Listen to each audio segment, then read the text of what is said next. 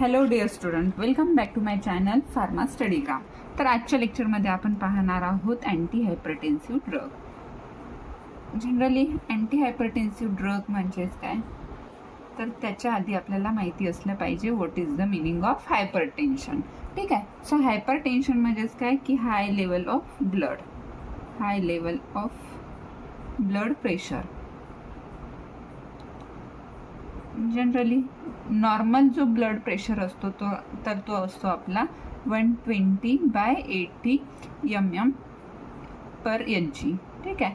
आणि हायपरटेन्शन कंडिशनमध्ये 140/90 mm/Hg पर्यंत हा ब्लड प्रेशर जात असतो. ठीक आहे.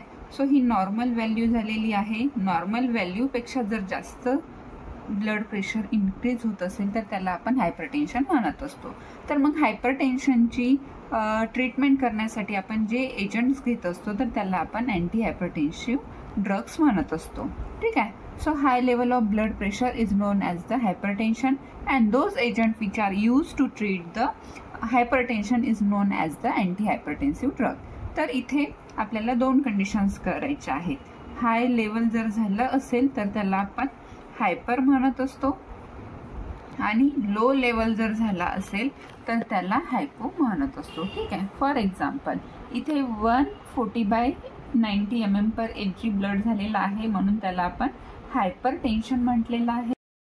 आणि लो असेल तर त्याला आपण हायपो म्हणत असतो. म्हणजे 90/60 mm/Hg जर ब्लड प्रेशर असेल तर त्याला आपण हायपोटेन्शन मानतो. ठीक आहे.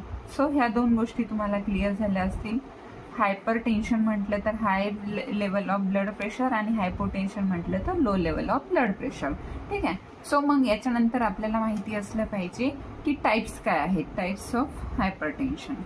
Generally there are the two types. First one is the primary type. Primary टाइप्सचा जो हायपरटेन्शन होत असतो तर त्याचा कॉज हा अननोन असतो. It causes due to the unknown or unidentified cause or unidentified cause. ठीक आहे. जो याचा एक सिरियसली असा कुठलाही सिम्पटम्स किंवा कुठलाही फॅक्टर्स नोन नसतो. हे सगळे अननोन कॉजमुळे प्रायमरी हायपरटेन्शन होत असतो. आणि दुसरा टाईप आहे आपला सेकंडरी हायपरटेन्शन. सेकंडरी हायपरटेन्शन हा नोन कॉजेसमुळे होत असतो. नॉन कॉज रिस्पॉन्सिबल असतो सेकंडरी हायपरटेन्शन कॉज करण्यासाठी. जसं की एक्झाम्पल जर दिलं तर किडनी डिसीज. ठीक आहे.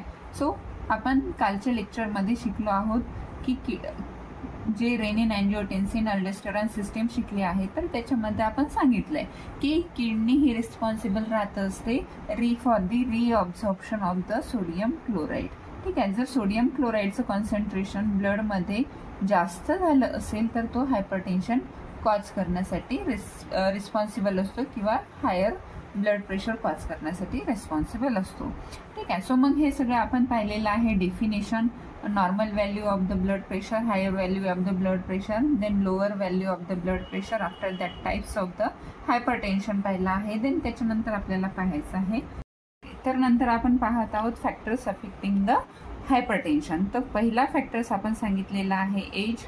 जर एज अबोव 50 इयर ओल्ड असेल आणि तो जर व्यक्ती अल्कोहोल कन्झ्युम करत असेल तर तो हायली ससेप्टिबल राहत असतो हायपरटेन्शन होण्यासाठी. देन नेक्स्ट कॉज सांगितलेला आहे आपण स्ट्रेस. तर प्रत्येकाच्या आयुष्यामध्ये धावपळीचं आयुष्य असतं किंवा काही वर्क प्लेसमध्ये प्रेशर जनरेट होऊ शकतो. तर या सगळ्या गोष्टींमुळे स्ट्रेस जनरेट होत असतो आणि तो हायपरटेन्शन कॉज करण्यासाठी एक रिस्पॉन्सिबल फॅक्टर राहू शकतो.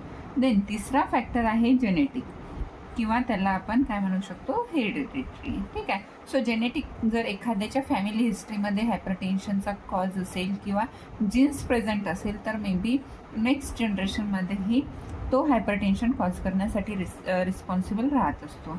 नेक्स्ट आहे ओबेसिटी.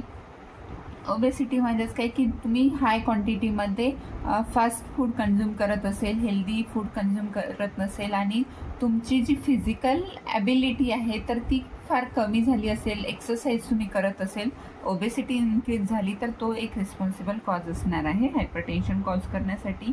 आणि नेक्स्ट कॉज आहे आपला मेडिकल कंडिशन, ठीक आहे. सो मेडिकल कंडिशनमध्ये असू शकते तुमच्या एखादी डिसीज कंडिशन, ठीक आहे. डिसीज कंडिशनमध्ये आपण सांगितलेलं आहे की डायबेटिकची कंडिशनसुद्धा एक हायपरटेन्शन कॉज करण्यासाठी रिस्पॉन्सिबल असू शकतो, किंवा तुम्हाला जर एखादा किडनी डिसीज झाला असेल किंवा किडनी फेल्युअर झालं असेल तर ह्या सगळ्या गोष्टी तुम्हाला हायपरटेन्शन कॉज करण्यासाठी रिस्पॉन्सिबल राहू शकतात. जर तुम्हाला हा व्हिडिओ आवडला असेल तर नक्कीच लाईक करा, तुमच्या मित्रमैत्रिणींसोबत शेअर करा आणि चॅनलला नक्की सबस्क्राईब करा. Thank you for watching my video.